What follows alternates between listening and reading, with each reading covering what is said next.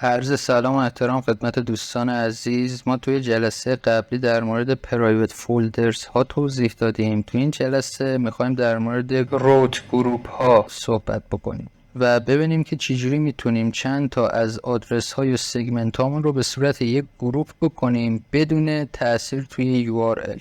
برای شروع من میام 3 تا فولدر میسازم. مثلا فرض کنید رجیستر، لاگین و فورگت پسورد. خب همونجوری که احتمالاً ند زدید این سگمنت ها در مورد اتنتیکیشن هستن. من میخوام 3 تا روت برای ورود و ثبت نام و فراموشی رمز عبور داشته باشم. در نتیجه نیازه که داخل هر کدومشون یه پیجی داشته باشم. پس من میام اول پیجاشون هم تعریف میکنم.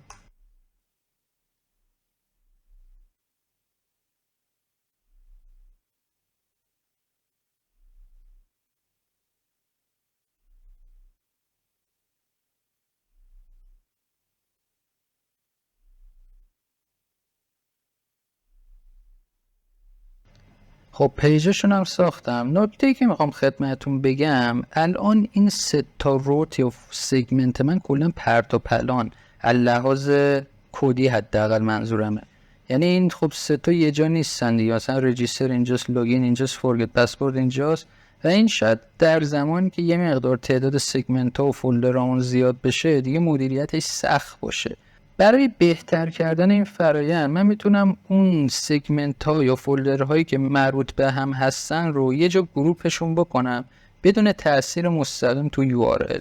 یعنی خب یعنی چی؟ مثلا من میام اونجا یه دایرکتوری آس اگه ایجاد بکنم و هر 3 تای اینا رو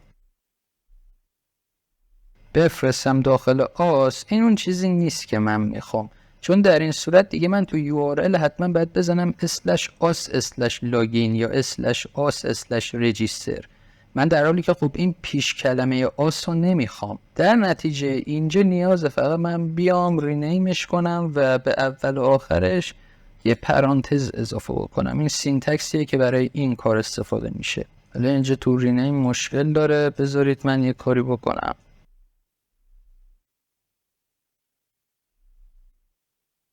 خب الان عملا دیگه این لحاظ نمیشه توی URL، اما اینا با هم دیگه توی یه جا گروپ شدن. یعنی من اگه برم توی مرورگر و اینجا بزنم لاگین، حالا البته من تو اون کامپوننت لاگینم به تست چیزی ننوشتم، ولی مثلا اینجا اگه بنویسم مثلا تست، ببینید این تست الان اومدش و اما دیگه من پیشورزش آس رو اضافه نکردم چون عملا هیچ تأثیری تو URL نداره و صرفا برای گروه بندی یا دسته بندی سگمنت هم استفاده میشه. خب امیدوارم که مفید بوده باشه واسهتون دوستان. تا جلسه بعدی، خدا نگهدار.